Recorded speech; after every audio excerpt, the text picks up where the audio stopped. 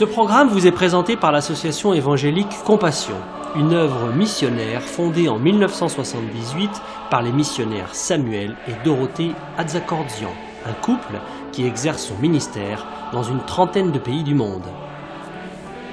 Ils sont évangélistes depuis plus de 40 ans et organisent de grandes campagnes d'évangélisation, des séminaires et conventions chrétiennes très appréciées par tous. L'évangélisation en plein air fait partie du ministère de Samuel Atzakordzian. Il tient aussi des séminaires d'enseignement pour les pasteurs, pendant lesquels il traite d'importants sujets pour leur ministère, tels que les qualifications requises pour servir Dieu, le discernement spirituel, le retour soudain de notre Seigneur et bien d'autres thèmes actuels, une véritable source de bénédiction et d'enrichissement pour eux. Dorothée Atzakordzian est également utilisée par le Seigneur dans les séminaires spécialement organisés pour les épouses des serviteurs de Dieu, ainsi que pour les femmes en général, pendant lesquels elle leur enseigne à grandir dans la connaissance de Dieu, à connaître leur rôle dans le foyer et dans l'Église, et pendant lesquels elle les exhorte à se laisser, elles aussi, utilisées par lui, selon le plan de Dieu pour elles. Les conventions chrétiennes de renouvellement spirituel qu'ils organisent avec leurs collaborateurs depuis de nombreuses années, aussi bien en France qu'ailleurs, sont une véritable bénédiction. De nombreux assistants sont fortifiés dans leur foi et jouissent de la sainte présence de Dieu. De nombreux malades sont alors guéris par le Seigneur et plusieurs personnes ont accepté Jésus-Christ dans leur vie comme Sauveur et Seigneur. Samuel et Dorothée Atzakordzian écrivent aussi des livres et brochures d'approfondissement dans la foi chrétienne. Plusieurs d'entre eux sont traduits en d'autres langues. Le plus connu d'entre eux est « Le pardon, une puissance qui libère ». Ils éditent aussi de nombreuses cassettes, audio, vidéo, des CD et DVD de leurs conventions, séminaires et campagnes d'évangélisation disponibles en tout temps à leur bureau.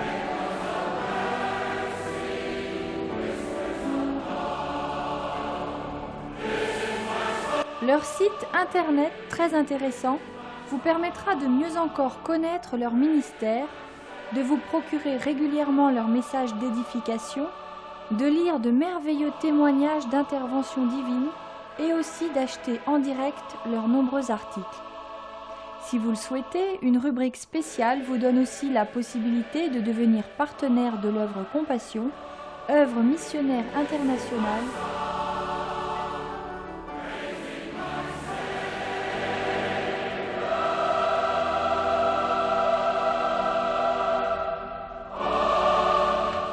Nous souhaitons maintenant que vous soyez richement bénis par ce programme.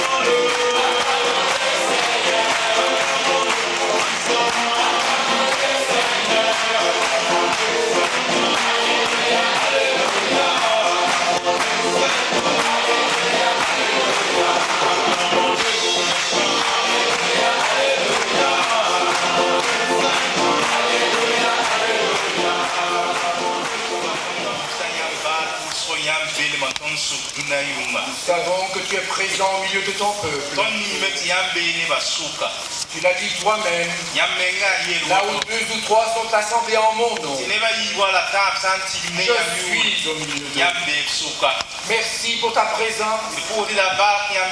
Merci pour tout ce que tu vas faire ce soir encore au milieu de nous. Notre attente est en toi. Bénis la prédication de ta parole. Bénis tout ce qui se fera en ton nom. Que ton Esprit Saint soit libre d'agir au milieu de nous. Et que des âmes soient sauvées. Et que des corps soient guéris. Par la puissance du nom de Jésus. Merci Seigneur. Et à ton nom soit toute la gloire. Alléluia. Alléluia. Gloire au Seigneur. Alléluia. Que le nom du Seigneur soit béni. Nous sommes heureux d'être dans la présence du Seigneur. Il est là selon sa parole. Il est fidèle à sa parole. Il est toujours avec ses disciples. Il est avec ceux qui aiment sa parole. Et il est au milieu de nous ce soir. Qui que vous soyez, la présence du Seigneur est près de toi. Dieu connaît ton cœur. Il t'aime. Il veut se révéler à toi. Ne regarde pas à l'homme. L'homme ne peut rien faire pour toi. Regarde à Jésus-Christ, le Fils du Dieu vivant. Lui peut faire quelque chose pour toi. Écoute attentivement sa parole. Car Dieu nous a laissé sa parole pour mieux le connaître. Connaître le chemin du salut. Pour savoir comment être sauvé. Sa parole est la vérité. Écoute sa parole. Crois cette parole. Obéis à cette parole. Jésus a dit, les paroles sont esprit et vie. Ce ne sont pas des paroles humaines. C'est la parole du Fils de Dieu. Si tu crois à sa parole, Dieu peut faire de grandes choses dans ta vie. Alléluia. Que le nom du Seigneur soit béni. Amen. Pour ce message ce soir, nous allons brièvement voir ce qu'est un véritable chrétien. Qu'est-ce qu'un vrai chrétien? Cela est important de le savoir. Beaucoup de gens se disent chrétiens, mais leur vie est toujours la même. Il n'y a rien de changé. Ils n'ont qu'une religion, mais leur vie est toujours la même. Et ils font même des choses qui sont contraires à la Bible. Beaucoup de personnes regardant ces personnes qui se disent chrétiennes se disent, si c'est ça être chrétien,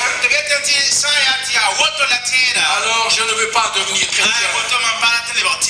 Et c'est ainsi que beaucoup sont scandalisés parce qu'ils ne savent pas ce qu'est un vrai chrétien. C'est ce que nous allons voir ce soir. Les signes d'un vrai chrétien. Et nous allons trouver cela dans les Actes des Apôtres. Au chapitre 11 et au verset 26. C'est là qu'il nous est dit, il nous est parlé pour la première fois du nom de chrétien.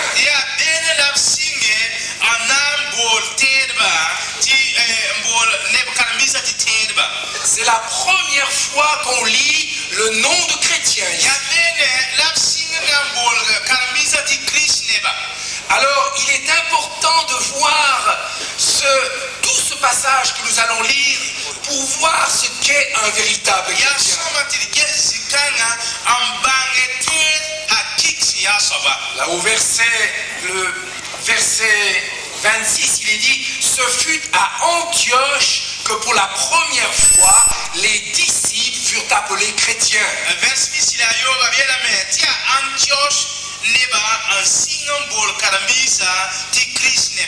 Voilà, c'est là qu'ils furent appelés chrétiens. Alors il est toujours bon d'aller à l'origine des choses. Aujourd'hui, le nom de chrétien n'a plus beaucoup de sens. Beaucoup se disent chrétiens, mais qui ne croient même pas en Dieu. Qui ne croient pas en la parole de Dieu. Non, il nous faut revenir à la source, à l'évangile. Et c'est là que nous trouvons la vraie définition d'un chrétien.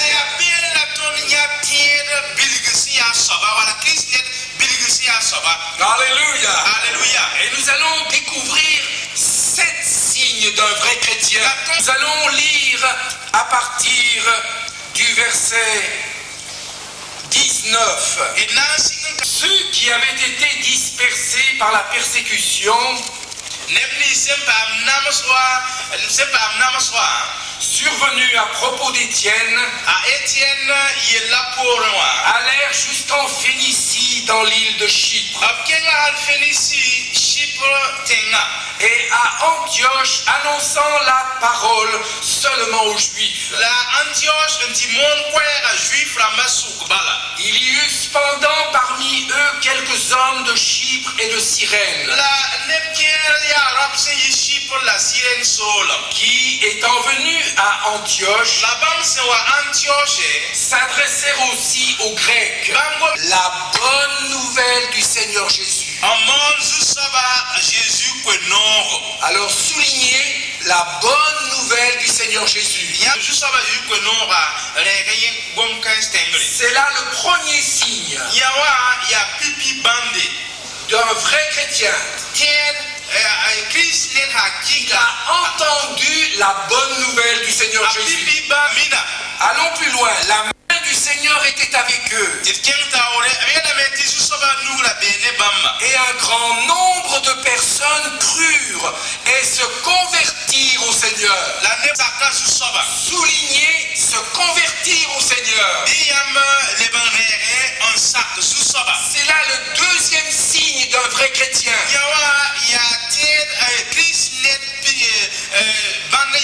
Il s'est converti au Seigneur. Alléluia. Alléluia. Nous reviendrons tout à l'heure en détail. Au verset 22, le bruit en parvint aux oreilles des membres de l'église de Jérusalem.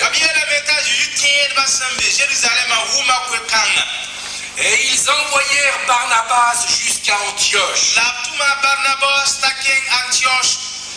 Lorsqu'il fut arrivé et qu'il eut vu la grâce de Dieu. Soulignez dans vos Bibles la grâce de Dieu. C'est là le troisième signe d'un vrai chrétien.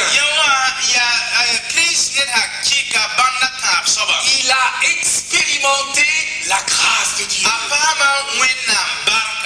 Amen. Amen. Alléluia. Alléluia. Il s'en est et il s'en réjouit. Et il les exhorta tous à rester d'un cœur ferme, attachés au Seigneur.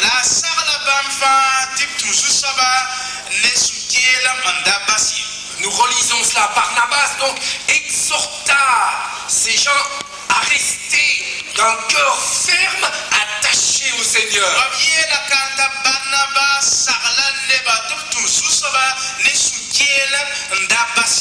Alors soulignez, reste d'un cœur ferme, attaché au Seigneur. Soulignez ça dans vos Bibles. Qu'est-ce qu'un vrai chrétien? Voilà le quatrième signe. Il a son cœur fermement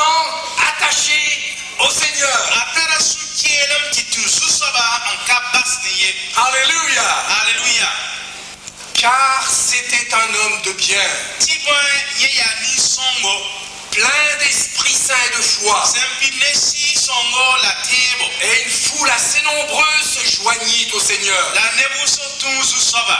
Barnabas se rendit ensuite à Tarse De a Barnabas lora menken tars pour chercher Saul. anti babsa solle. C'est Paul, n'est-ce pas? Ya polle. Et l'ayant trouvé, La yese ya solle. il l'amena à Antioche. Apira yewa Antioche. Pendant toute une année, La yum tore. ils se réunirent aux assemblées de l'Église. Bam tigma ne a Jésus terba ne zama ne busro. Soulignez maintenant, Masawa. ils se réunirent aux assemblées de l'Église. La bine kanoa te tigma ne a Jésus terba. Il y a là le cinquième signe d'un vrai chrétien. Alekawa banda nuwa sanguli te akika la woto. Le chrétien ne vit pas tout seul. Terka vi yemra baliye. Voilà le cinquième signe. Ade banda nuwa soba. Il se joint à une assemblée qui prêche fidèlement l'évangile. Alagam da terba taba zini ngop som mon kwe nora. Alléluia. Alléluia. Et ensuite, il est dit, et ils enseignèrent beaucoup de personnes. La vie la me tob zamsa ne busro. Donc c'est Barnabas et Paul enseignèrent beaucoup de personnes. Apolne Barnabas ab zamsa ne busro. Alors nous souligner, ils enseignèrent beaucoup de personnes. Le wa ka wa yesbile ban andere ab zamsa ne busro. Il y a là le sixième signe d'un vrai chrétien. Ka wa abanda yoban soba la woto. Il a soif de la parole de Dieu. Adwenam gwam ko nyutara la me. Et il obéit aux enseignements de la Bible. La sak da wenam gwam zamswa. Amen. Alléluia. Voilà un vrai chrétien. Arrêtez la kick la woto. Et pour terminer, La boss pendant toute une année, ils se réunirent aux assemblées de l'Église. liela mete optigma ne ba ne jute ba yum tonle. Ils enseignèrent beaucoup de personnes. Zamas ne busro. Ce fut à Antioche que pour la première fois, La ya Antioche la ne ba sing pipim les bole. disciples furent appelés chrétiens. Karambisa di Chris neba. Il y a là un septième signe maintenant. Kawa banda yopun soba C'est le beka. mot disciple. Kawa la beti karambisa. Soulignez le mot disciple. Lire karambisa. Voilà, un vrai chrétien Tera kika. est un disciple du Seigneur. Ya susaba ju karambiga. Amen. Amina.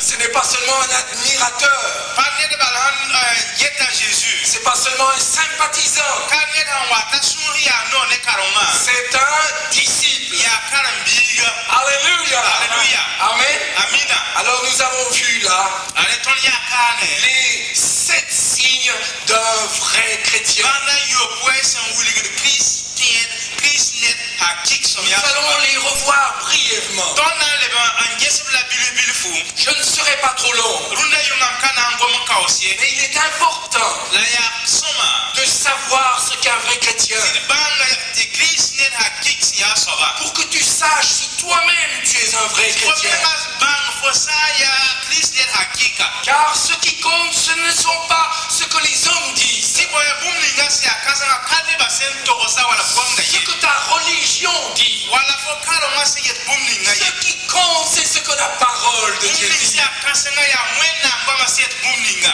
Amen. Amina. Car au dernier jour, Sibo ya olamdara. c'est la parole de Dieu qui te jugera. Ya olamdara. Dieu te demandera ce que tu as fait de la parole de Wena Dieu. na soka fo ye fosoma bumlinga de Les bangoma. paroles des hommes, Nisa alba gwama. les religions des hommes Wala nisa alba wen tudma. n'ont aucune influence dans le ciel. Akata nor azanie. Ce qui compte au ciel, Bumli si akasa azana. c'est la parole de Dieu. Ya wena gwama. C'est la Bible. Ya wena sebra. Le message de Dieu aux Ya hommes. ya wena kwa absent ko nisa. Multitudes et des multitudes Ya nebi man ko zusoba. ont cru à la Bible. Ante wena sebra. C'est la parole de Dieu. Ya wena gwama. Elle transforme des vies. Ate kra vima. Elle régénère. A kitab to pam dom. Alléluia. Alléluia. Elle brise les chaînes. Akawada bansa. Elle donne le salut, Akota fare. l'espérance, Akota tempi la sumudo. vie éternelle. La Bible c'est Il n'y a kaseta. pas d'autre livre que la Bible. C'est le message de Dieu. Si tu crois de tout ton cœur, tu verras la gloire de Dieu. Dieu confirme sa parole. Prends sa parole. Le ciel s'ouvrira sur toi. Et Dieu touchera ton cœur. Alléluia. Dieu n'est pas un menteur. C'est le Fils de Dieu. La parole de Dieu dit, Jésus est le chemin, la vérité et la vie. Nul ne va au Père que par lui. Il est la vérité. Jésus n'a jamais dit un mensonge. Tu peux croire en lui. Les hommes mentent. Et Jésus jamais. La parole de Dieu jamais. Nous pouvons la croire. Amen. Le premier signe d'un vrai chrétien, il a entendu la bonne nouvelle. C'est par là que ça commence. Il a entendu la bonne nouvelle. Et vous savez, dans la bonne nouvelle commence par une mauvaise nouvelle. C'est comme ça. La bonne nouvelle commence par une mauvaise nouvelle. Parce que si on veut prêcher le salut aux gens, il faut qu'ils réalisent qu'ils sont perdus. Amen. Si on veut guérir l'âme des gens, il faut qu'ils réalisent qu'ils sont malades. Alors la bonne nouvelle est une bonne nouvelle quand quelqu'un réalise qu'il est perdu. Et c'est ce que les premiers disciples ont prêché à Antioche. Et ils étaient des païens. Et on dit, nous vous annonçons une bonne nouvelle. Jésus-Christ vous aime. Mais vous devez savoir une chose. Tout homme est pécheur. Vous avez péché devant Dieu. Dieu connaît votre vie. Vous avez péché par vos pensées, par vos paroles, par vos actions. La Bible dit, tous sont péchés et sont privés de la gloire de Dieu. Ça veut dire qu'ils sont séparés de Dieu. Le péché te sépare de Dieu. Tu ne peux pas avoir une communion avec un Dieu saint à cause de ton péché. C'est ce qu'ils ont dit. Dieu est saint et il est obligé de juger le péché. Mais Dieu est amour aussi. Et c'est pourquoi il a envoyé son fils. Ton péché méritait la condamnation et la mort. Mais ils ont dit, mais Dieu ne veut pas que tu sois condamné. Mais si tu acceptes que tu es condamné, si tu acceptes que ton péché mérite le jugement de Dieu, cela tu dois l'accepter. Car le salaire du péché c'est la mort. Et c'est là que beaucoup de gens n'acceptent pas. C'est leur orgueil qui leur empêche. Ils disent comment? Oh, je ne suis pas si méchant que ça. Oh, tout le monde a péché. Dieu ne peut pas me condamner. Non, mon ami. Dieu est un Dieu saint. Aucun péché n'entrera au ciel. C'est ce qu'ils ont prêché. Le péché ne peut pas entrer dans le ciel. Dieu est un Dieu 3 fois saint. Si tu réalises que ton péché est par Dieu et que tu es perdu à cause de ton péché, si tu crois cela, alors il y a un espoir. Il y a un sauveur. Et c'est ce que les disciples ont dit. Si vous croyez que vous êtes perdus, esclaves de Satan, esclaves de votre péché,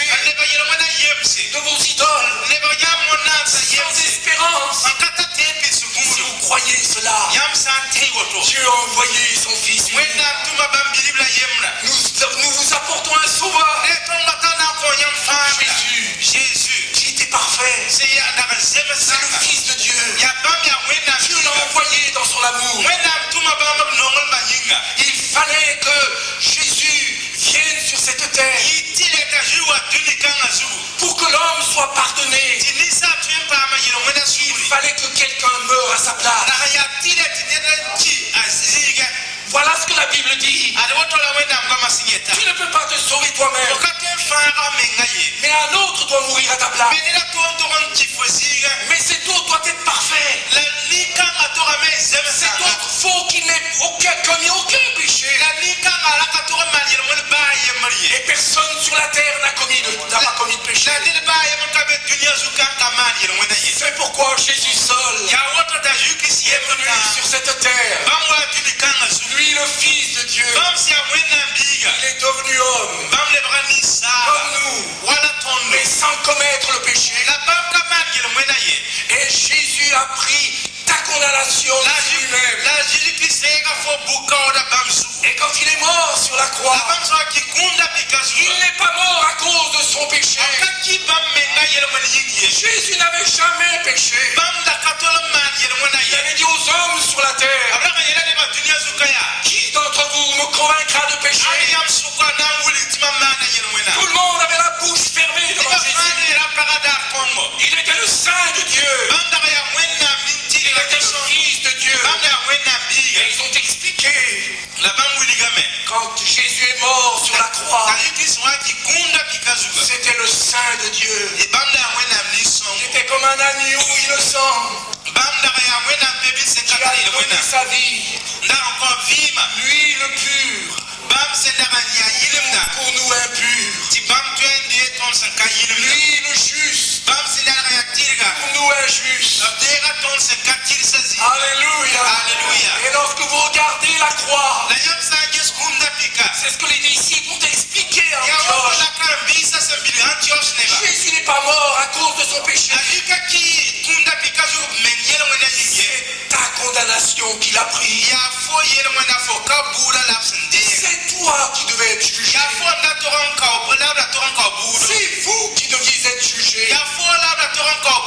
Mais Dieu, dans son amour, a envoyé son Fils.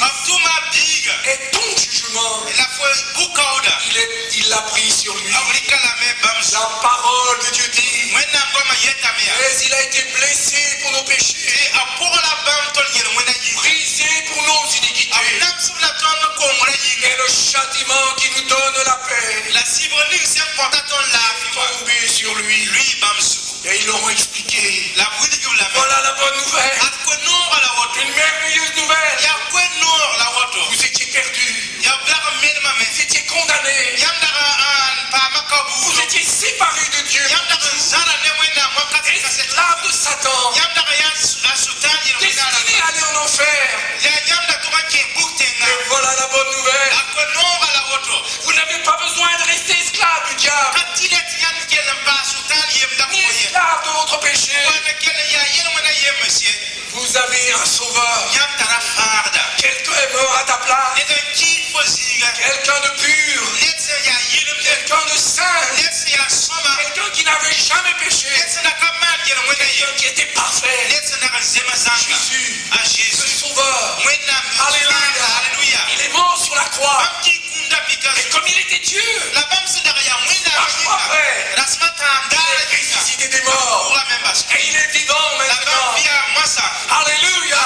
Et ils étaient surpris. Si vous croyez en l'évangile, si vous croyez au Seigneur Jésus, vous serez pardonné.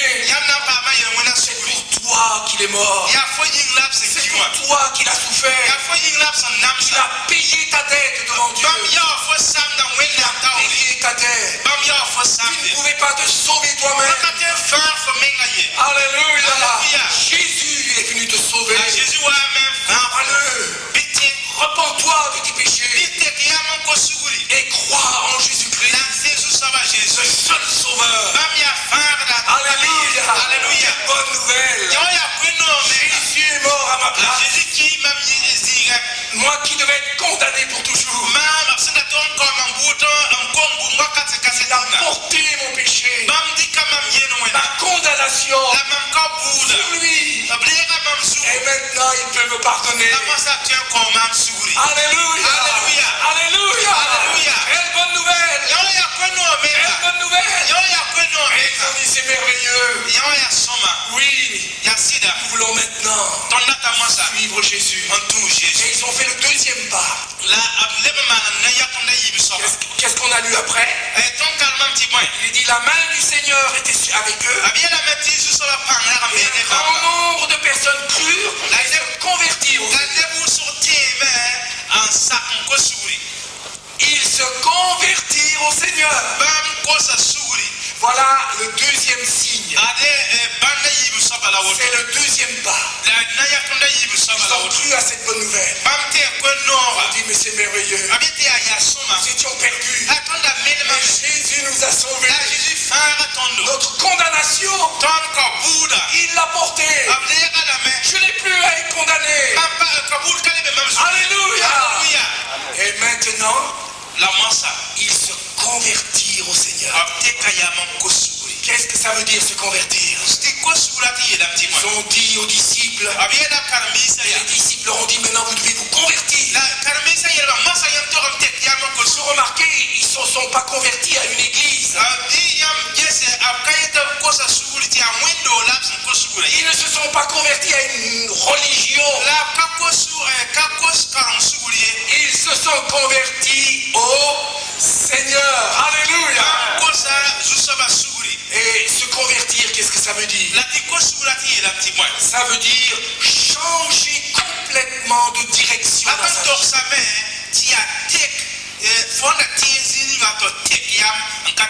C'est un changement radical dans sa vie.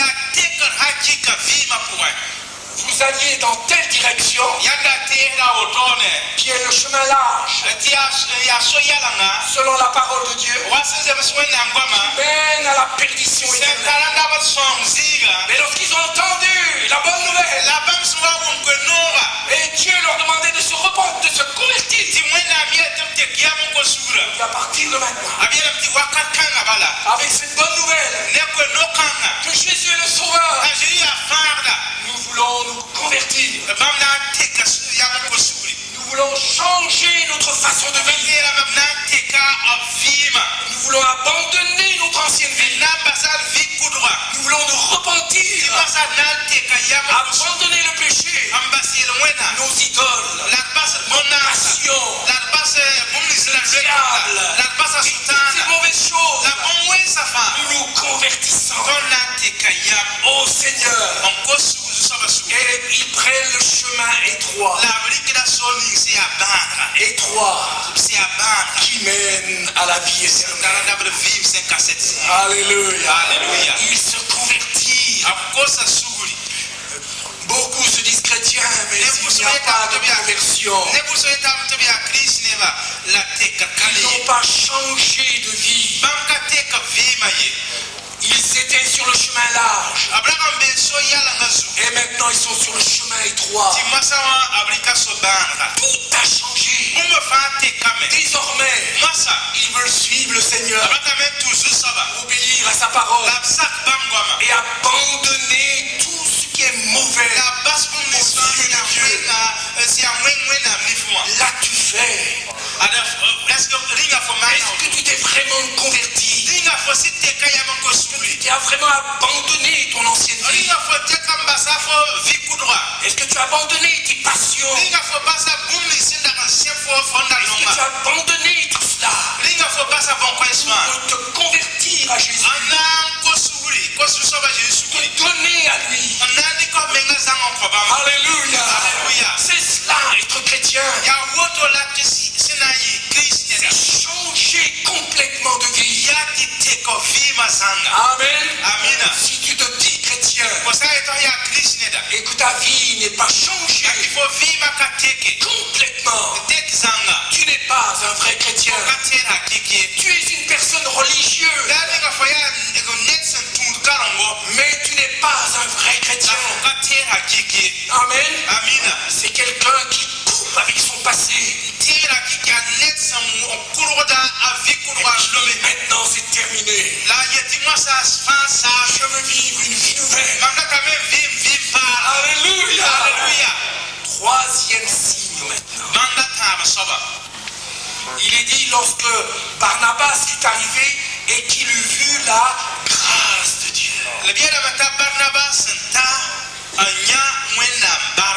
Il a vu la grâce de Dieu. Le mot grâce a deux sens ici. Quand il a vu cette grande foule à Antioche, il était surpris.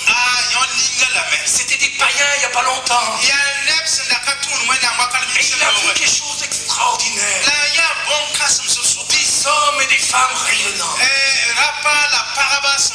Des hommes, des femmes complètement changés. Et qui écoutaient la parole de Dieu avec une soif extraordinaire, avec un amour pour le Seigneur. Le comportement de ces personnes a fait du bien à Barnabas. Il a dû dire dans son cœur, ceux-là, c'est des vrais convertis. C'est des vrais convertis. Ça se voit sur leur visage. Ça se voit sur leur visage. Alléluia. Il a vu la grâce de Dieu. Le mot grâce veut dire, quand Dieu nous fait grâce, ça veut dire qu'il nous accorde un pardon que nous ne méritons pas.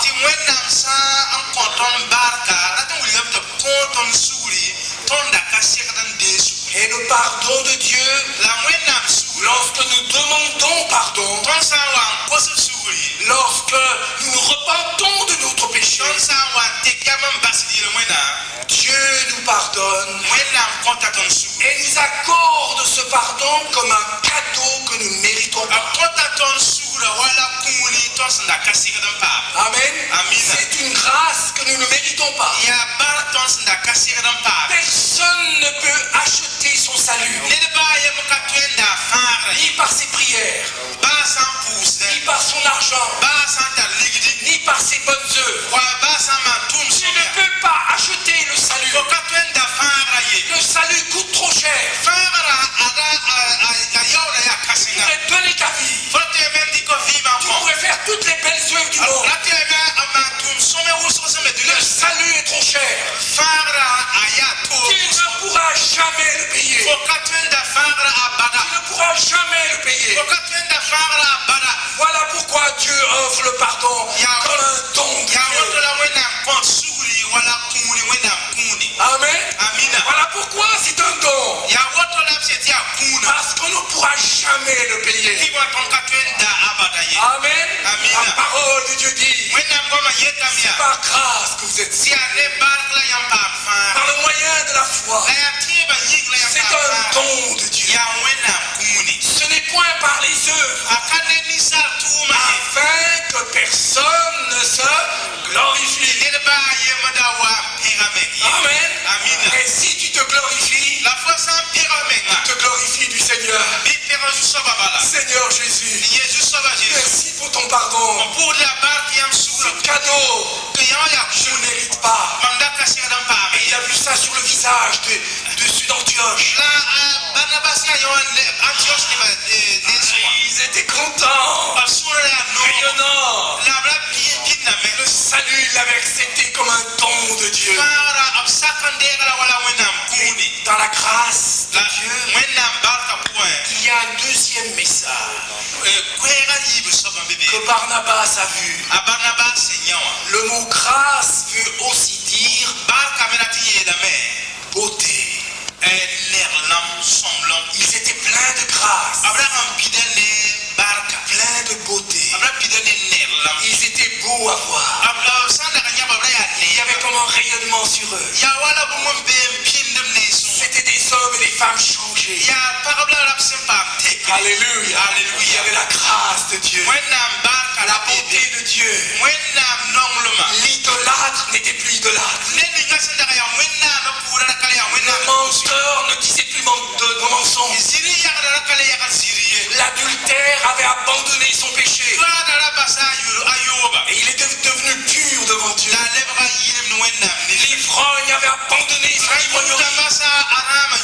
pour suivre le Seigneur.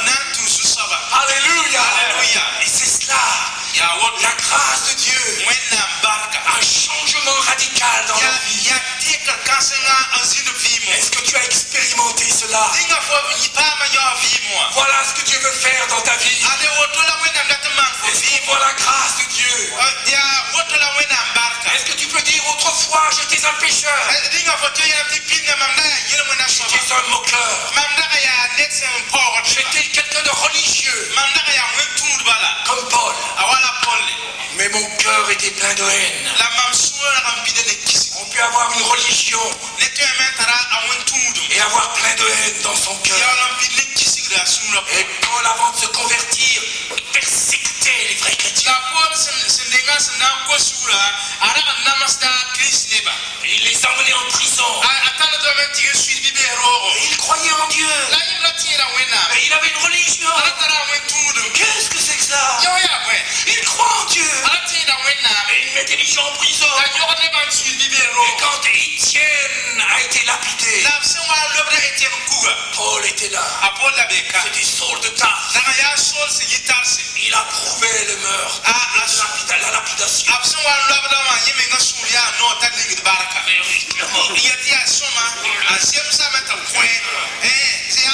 On voit encore une pierre sur la tête.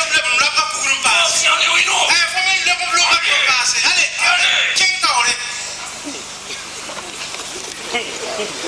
Mais Paul, Saul de Tarse, a vu la grâce de Dieu sur lui. A vu la grâce. Il a vu sur le visage d'Étienne quelque chose qu'il n'a jamais vu. Quelque chose qu'il n'a jamais vu. Alors que les pierres tombaient sur lui, il leva les yeux vers le ciel. Et il vit Jésus debout à la droite de Dieu. Et il s'est écrié. Père, pardonne-leur. Ne leur impute pas ce péché. Et Saul de Tarse a entendu. Il a vu la grâce. Comment peut-il faire cela? Comment peut-il pardonner un être si méchant? Quel pardon! Il a été brisé. Et c'est plus tard qu'il s'est converti. La grâce de Dieu. Est-ce qu'on voit cela sur ton visage? Est-ce que tu es vraiment une nouvelle personne? Ou est-ce que tu continues toujours de mentir, de voler, et de temps en temps de commettre adultère, et de garder encore de petites idoles à la maison? Tu le gardes là. On s'est converti à Jésus. Il y a une petite idole encore. C'est la grand-mère qui a donné ça. C'est le grand-père qui a donné ça. Et il a dit, tu gardes ça jusqu'à la mort.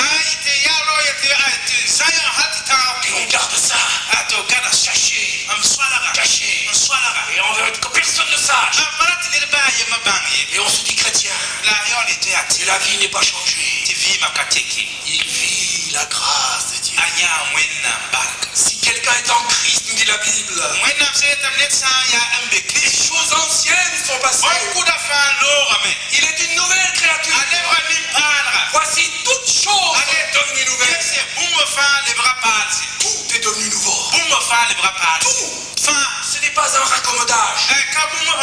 Ce n'est pas une petite amélioration. C'est une transformation. Alléluia. Seul Jésus peut faire ça.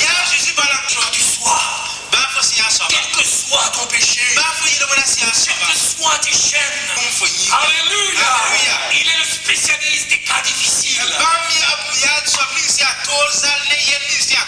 Rien n'est impossible à notre Dieu. Mais il faut que tu te repentes ton cœur et que tu abandonnes tes idoles. Tout ce qui était ton ancienne vie pour te convertir à Jésus. Amen. Amina. Alléluia. Alléluia. Merci Seigneur. Alléluia. Voyons le quatrième signe. Je ne serai pas trop long maintenant. Et il les exhorta tous à rester d'un cœur ferme attaché au Seigneur.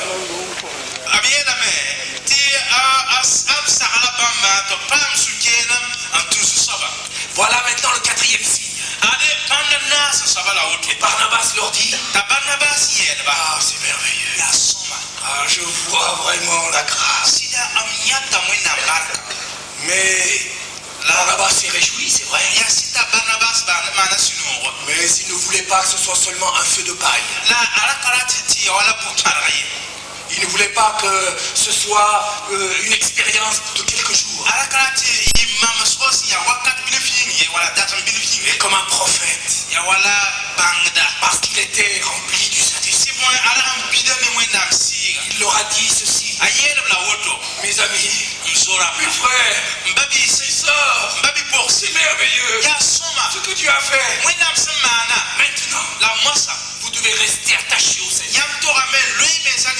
Vous devez être attachés au Seigneur. Fermement. Pourquoi? Parce qu'il leur a dit, vous aurez des combats. Vous aurez des combats. L'ennemi voudra revenir. La tentation voudra revenir. Le péché voudra revenir. Les mauvais camarades voudront venir. Alors, petit chrétien, allez, viens. On va boire un coup. Viens, on va boire. Un verre, c'est bien. Et la tentation viendra. Mais lui, il a entendu le message. Il faut rester ferme. Il faut résister au mal. Alléluia. Tu auras des combats. Mais tu seras vainqueur. Celui qui est en nous est plus grand que celui qui est dans le monde. Nous sommes plus que vainqueurs par celui qui nous a aimés. Alléluia. Tu dois rester ferme. On se moquera de toi. On te rejettera. On dira des mensonges sur toi. Ne te décourage pas. C'est tout Barnabas voulait dire. Ne vous découragez pas. On s'est moqué de Jésus. On s'est moqué des premiers chrétiens. On s'est moqué des apôtres. D'autres ont été les martyrs. Ils ont donné leur vie pour Jésus. Soyez courageux.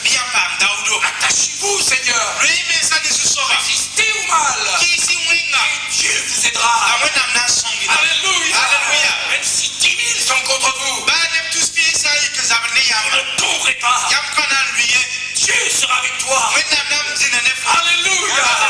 Restez ferme. Oh, que c'est merveilleux. Alléluia. Merci Seigneur. Alors, on en est à combien de signes? 5e. On va attaquer le 5e. Un 5e. Le 5e, on a dit que c'était il se joint à une assemblée qui prêche fidèlement les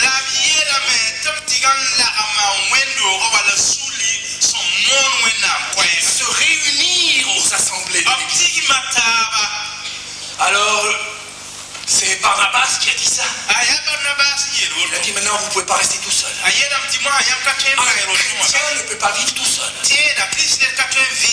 C'est comme une brebis qui est loin du troupeau.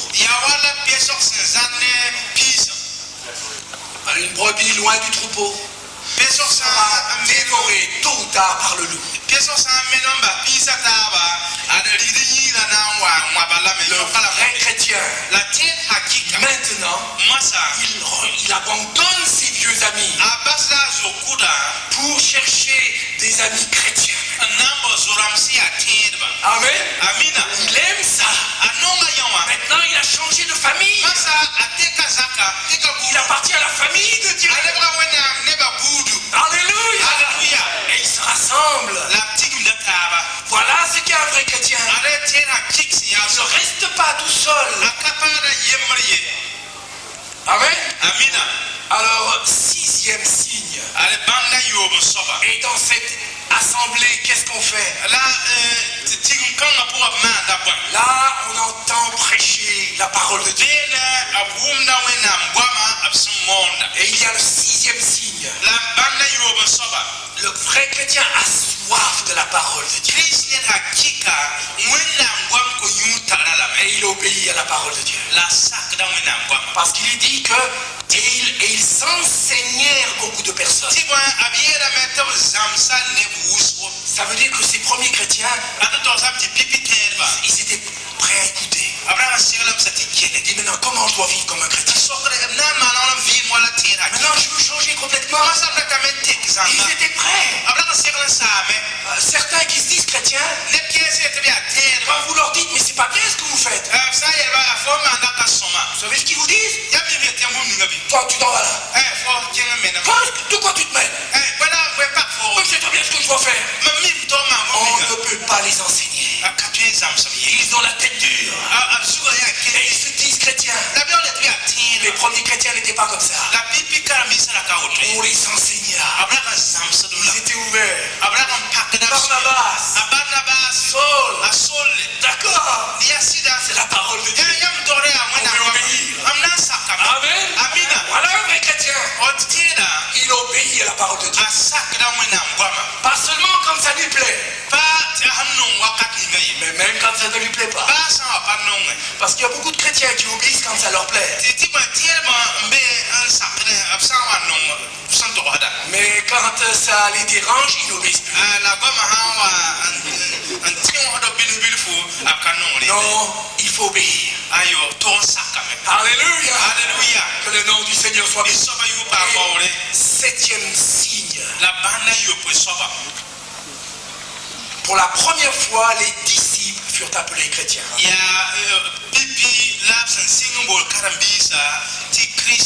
Alors maintenant, le 6e signe, le chrétien devient un disciple. Et vous savez, un premier signe qu'un chrétien est vraiment transformé et qu'il est vraiment devenu un disciple. La première chose, le premier signe, c'est quand ce nouveau disciple,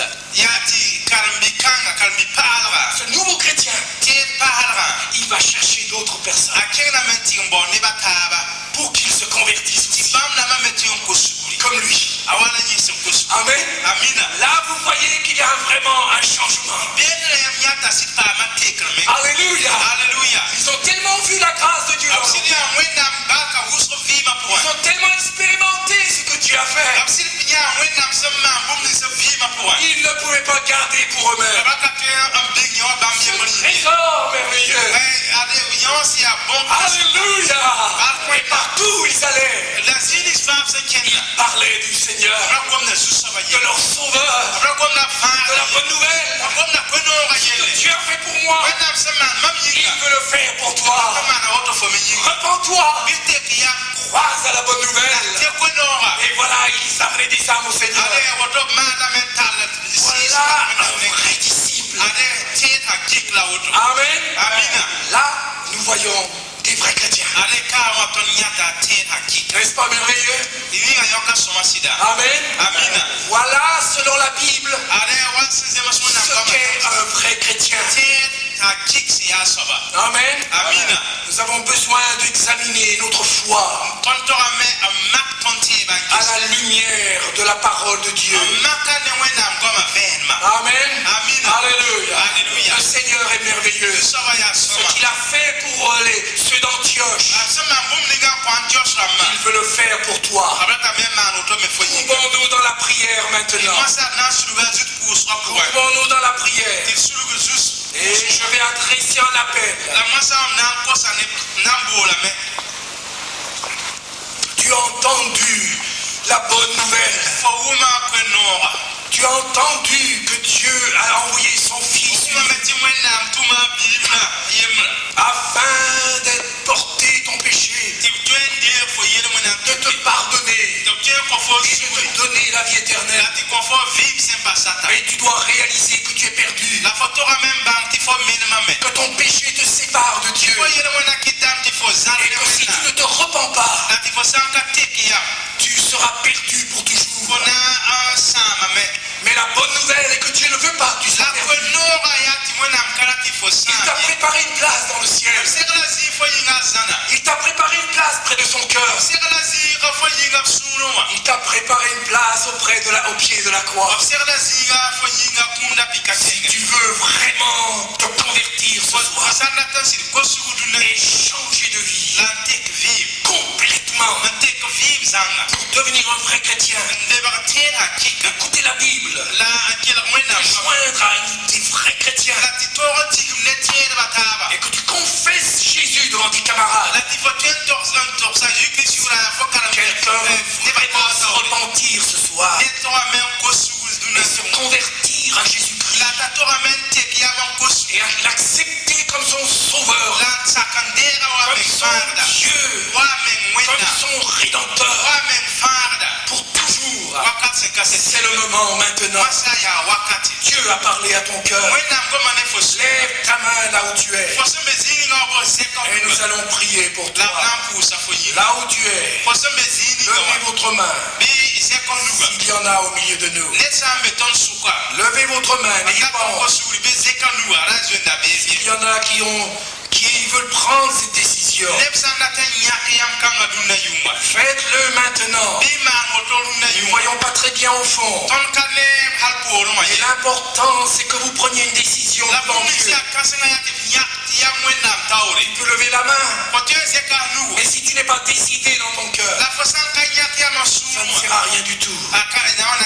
Ce soir, prends la décision de vraiment te convertir à Jésus. Et si tu veux vraiment changer, à la sortie de la réunion, vois les responsables, ils te donneront une carte de décision. Et ils parleront avec toi. Le Seigneur est là. Parle pas comme cela. Quelques responsables parleront avec toi. Amen. Alléluia. Mais il a aussi porté nos maladies. Et il est là ce soir. Alléluia. Plein de compassion pour les malades. Alléluia. Il est là et il t'aime. Dans quelques instants, nous allons prier pour les malades. Et mon épouse va donner quelques paroles de connaissance et de révélation. Restons dans le recueillement. Le Seigneur est à l'œuvre. Regardez au Seigneur. Croyez sa parole. Croyez ses promesses. Et Dieu agira dans ta vie. Rien n'est impossible au Seigneur. Amen. Amen. Alléluia. Alléluia. Alléluia. Jésus est vivant au milieu de nous. Jésus vit en sucrunazare. Et parce qu'il est vivant, il confirme sa parole. Par les signes et les miracles qui l'accompagnent. Le Seigneur va agir au milieu de nous. Il va vous toucher à votre place. Vous n'avez besoin de l'imposition des mains de personne. Jésus est vivant, il est à côté de toi qui est malade. Et je ne peux pas commencer à dire ces paroles avant de donner gloire au Seigneur pour ce qu'il a fait ici même il y a 3 mois lorsque nous étions là.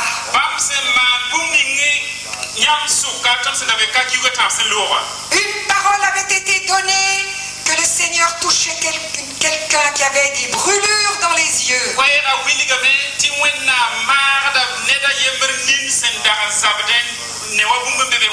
Et que le Seigneur était en train de toucher ses yeux. Oh, c'était si touchant. Quand cette femme est venue en pleurs, disant Jésus m'a touché comme cette parole. Voici ce qui m'est arrivé. Voici ce qui m'est arrivé. J'ai eu un accident. J'ai reçu de l'acide nitrique dans les yeux qui m'ont complètement brûlé les yeux.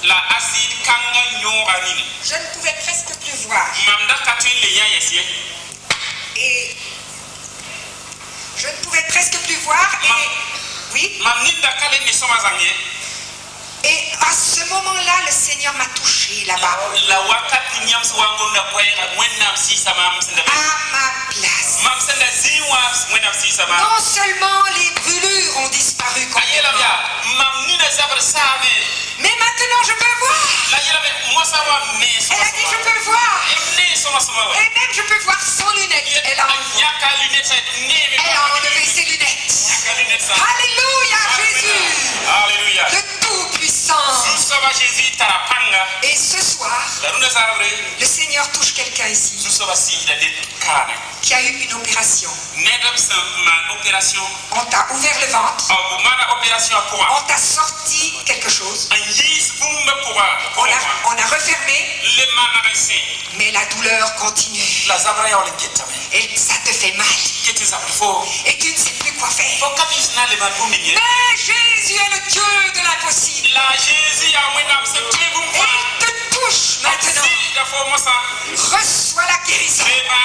Oh merci Seigneur. Cette personne que tu touches maintenant. Et que tu guéris entièrement. Sois guéri au nom de Jésus. Alléluia. Alléluia Seigneur. Et le Seigneur guérit quelqu'un qui a des problèmes de gorge. Tu as une infection dans la gorge? Une infection. Et il y a une autre personne qui a des problèmes avec les cordes vocales aussi.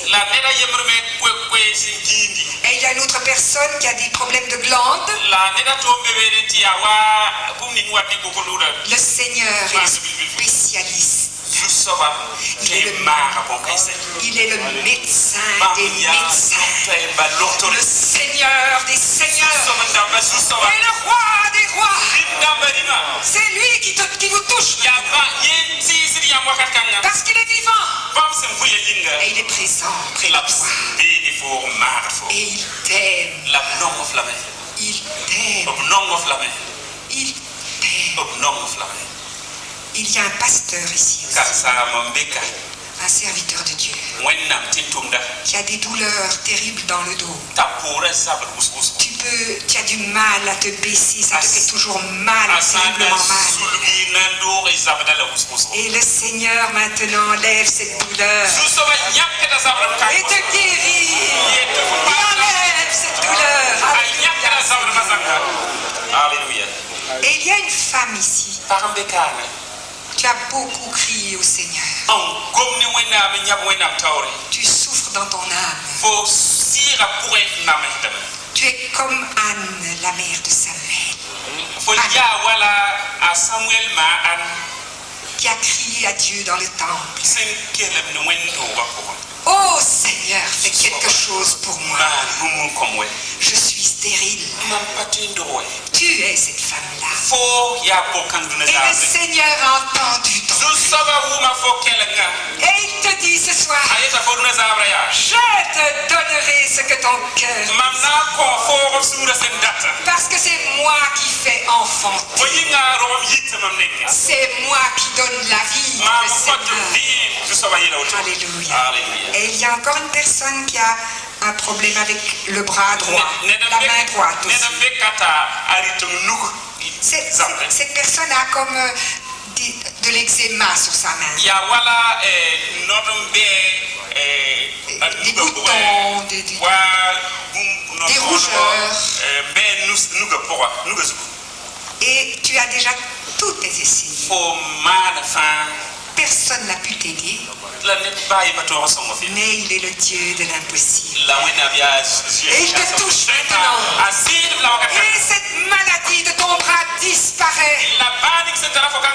Parce que Jésus t'a touché. Alléluia. Encore une dernière première personne neda yemriesa qui a une plaie à la jambe, antar nodra naore une plaie qui est ouverte. nodra sampa mar nodra si awapul boro Et puis, ça te fait bien mal. zabdo la suma suma Ça te brûle terriblement. ya nodra si zabde usbusko Et maintenant, la wakat kan le Seigneur, dans sa compassion, so ga libanzo ira pokon pose sa main sur ta jambe oh si da fonaura et enlève la brûlure. la be yakada nodra zabdo Et cette plaie va se fermer la nodra na mar zanga au nom de Jésus. Alléluia. Levons les mains, levons-nous dans la présence de Dieu. Levons-nous dans la présence de Dieu. Alléluia. Et louons le Seigneur.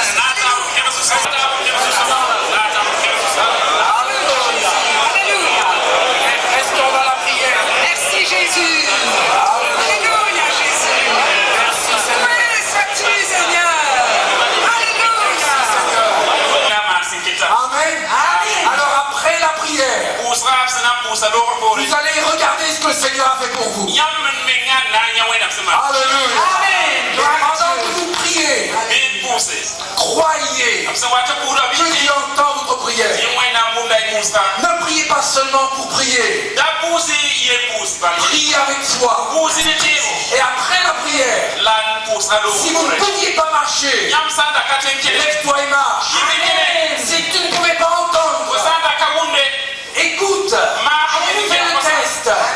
Si tu ne peux pas voir, garde la lumière. Garde tes doigts. Fais un acte de foi. Jésus a dit aux malades, lève-toi et marche. Fais un acte de foi. Amen. Jésus est près de toi. Maintenant nous prions. Et après, si tu es guéri, tu dois t'approcher ici. Tous ceux qui sont guéris, qui ont senti la guérison, approchez-vous. Seulement ceux qui sont guéris. Alléluia. Prions maintenant. Prions le Seigneur. Tu as porté nos infirmités. Dans ta main maintenant. Sois guéri. Au nom de Jésus. Sois guéri de ton mal. Aux esprits impurs.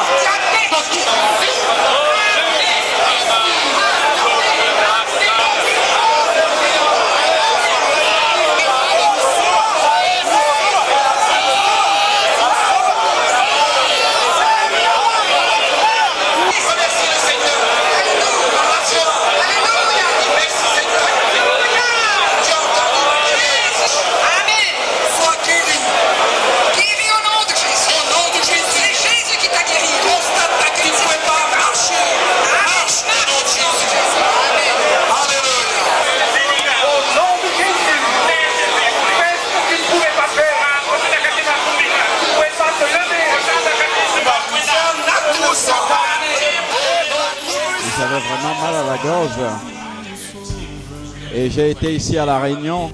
Avant d'arriver, j'avais pris des médicaments pour que ça aille mieux, mais ça n'allait guère mieux.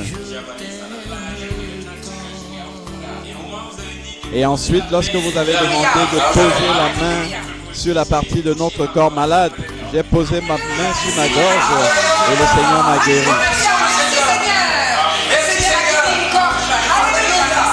Remercions le Seigneur. Il y en a d'autres qui sont guéris encore. Ce jeune homme a été guéri du rhume.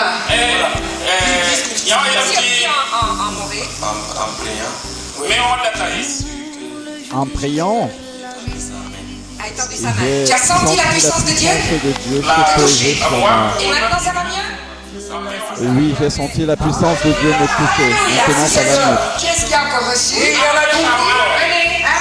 Glorifiez le Seigneur. Merci Seigneur. De quoi tu as été guéri? Regardez-moi toi. Regardez les gens. Approchez-vous ici. Regardez. C'est lors de la prière du matin que le Seigneur a étendu sa main. Je suis arrivé ici vers 5 heures du matin. Je suis arrivé vraiment par un acte de foi. J'avais un enfant, j'ai laissé un enfant très malade. Nous n'avons pas dormi de la nuit. Oui, j'ai vraiment fait un acte de foi parce que je l'ai laissé pour venir à La Réunion. J'ai également laissé de l'argent à mon épouse pour qu'elle l'amène à l'hôpital. Et pendant la prière du matin, il a été dit qu'un serviteur de Dieu avait son enfant malade à la maison. Oui, c'est ça. Voilà, c'est ça ce matin. Il avait la fièvre. Et c'est exactement ce dont souffrait mon enfant. C'est exactement ce dont Après la prière, je ne tenais plus. Puis ensuite, après la prière, j'ai eu la conviction en moi-même que cela concernait mon enfant.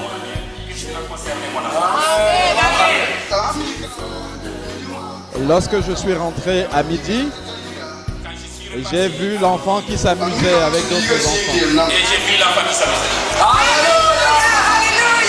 Merci le Seigneur. Il faut dire que c'était une parole qui a été donnée ce matin. Il y avait des serviteurs qui avaient laissé les enfants malades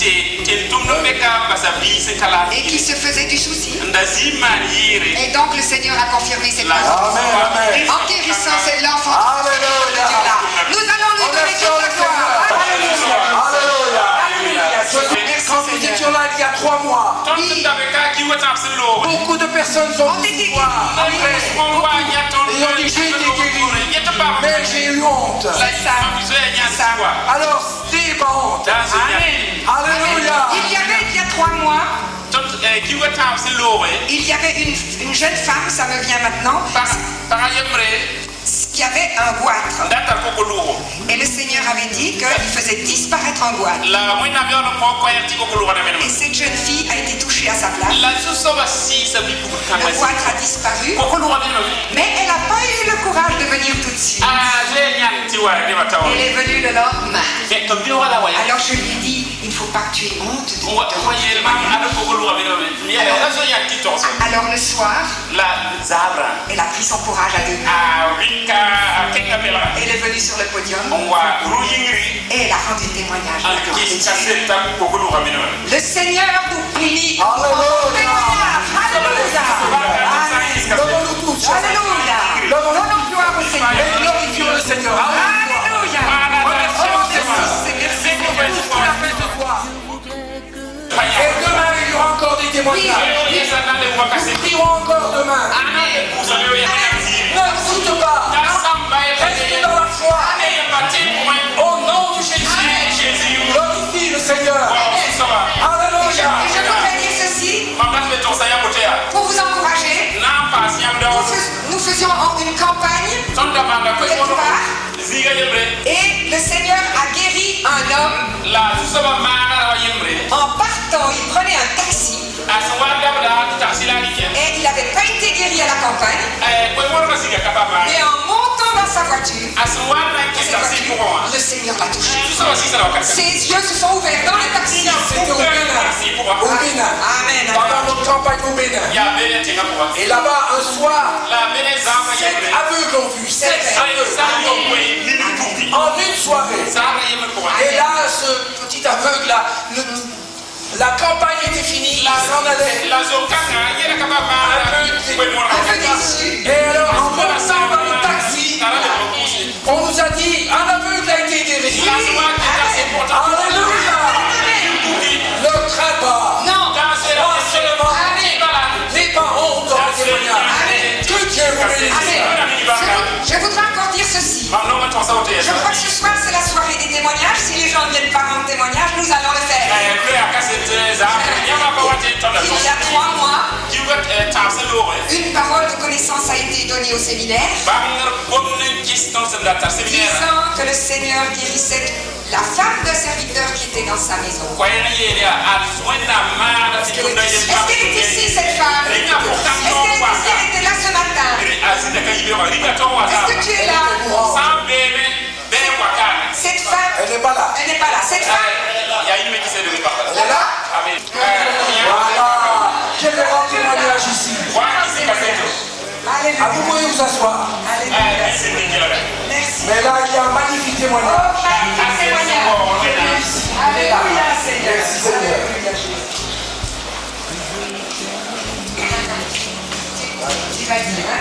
que le Seigneur a fait.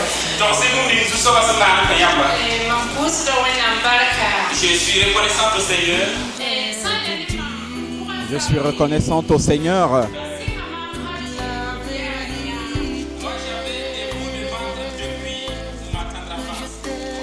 J'avais des maux de ventre depuis ma tendre enfance.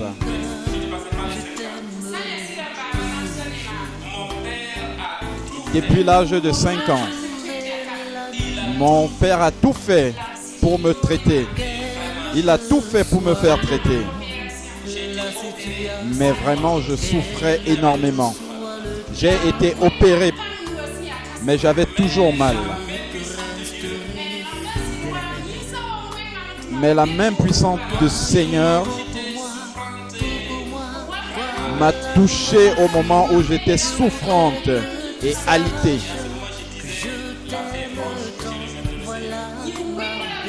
Et à ce moment, je pensais que ma fin était proche.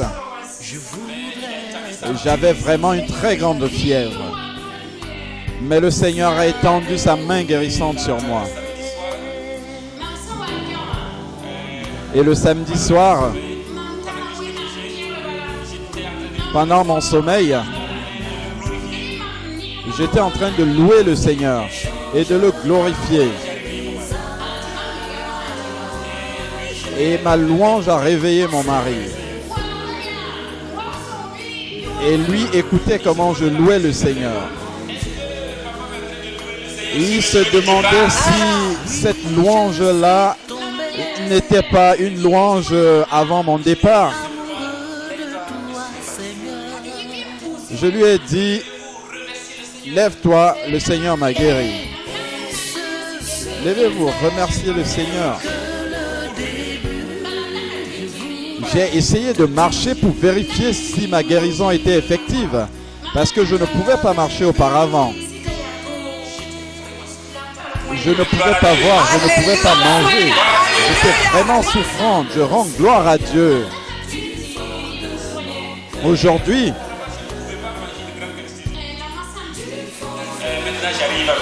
auparavant, je ne pouvais pas manger une grande quantité de nourriture. Maintenant, j'arrive à bien manger.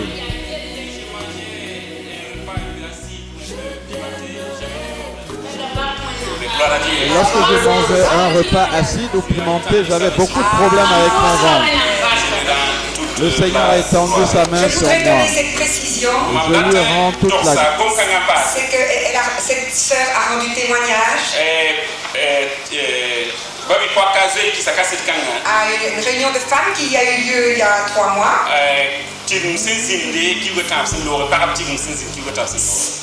Du fait, comment ça s'est passé vraiment?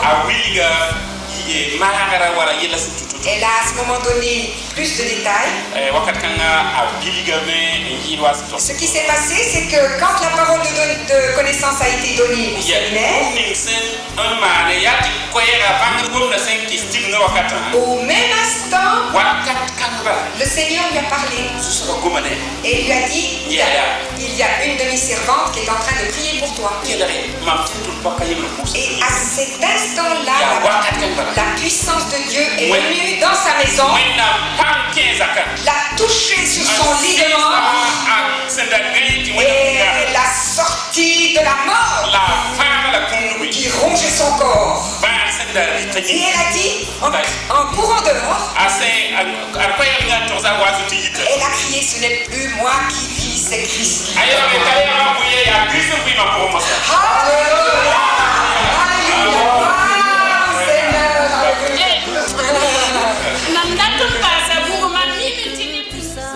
Je voudrais rajouter quelque chose à l'intention de ceux qui me connaissent. Et ils savent que j'ai eu vraiment des problèmes de santé et que beaucoup priaient pour moi.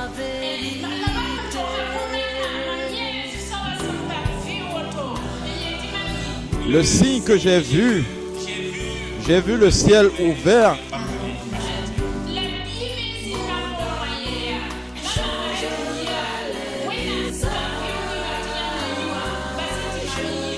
Il y avait un enfant qui était derrière moi qui a dit, le Seigneur a ouvert une porte, moi je vais passer par cette porte. Et j'ai dit à l'enfant, vas-y, passe par là. Et c'est à partir de là que moi également j'ai loué le Seigneur. Son mari est là et il va confirmer le récit. Est-ce que le mari est là? Il est là. Oh là là, merveilleux. Alléluia, Seigneur.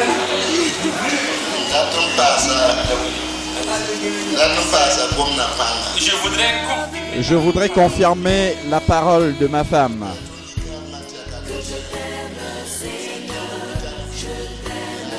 Depuis que nous sommes mariés, si nous allons à l'hôpital une seule fois dans l'année, cela signifie que c'est vraiment une année de santé.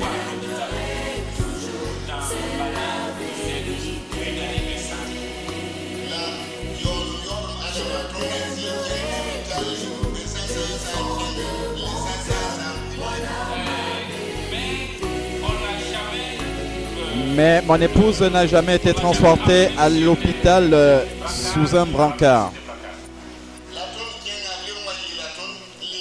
Non, elle n'a jamais été transportée sur un brancard et ramenée sur un brancard.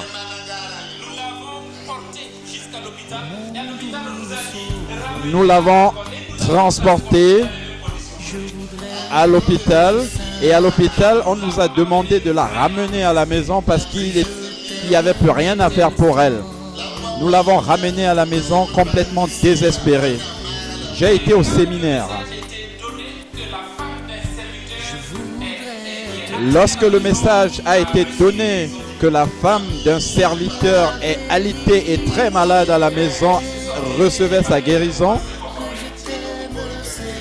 je suis sorti et j'ai parlé au pasteur Compaoré. J'ai parlé au pasteur Compaoré Oscar. Je lui ai dit, c'est mon épouse qui a été guérie. Et on s'est discuté. Lui aussi m'a dit, non, c'est ma femme aussi qui a été guérie.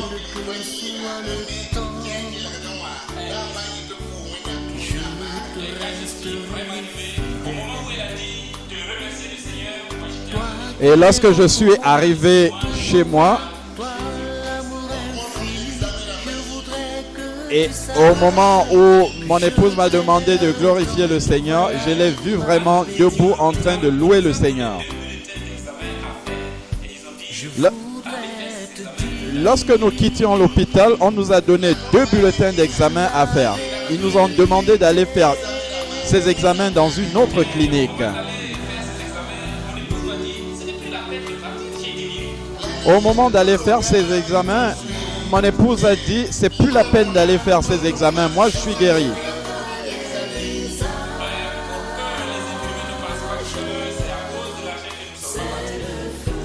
Et pour que les infirmières ne pensent pas que c'est faute d'argent que nous ne sommes pas allés faire les examens, nous sommes allés faire ces examens et nous avons ramené les résultats et elle n'a plus à rien. Elle est complètement guérie.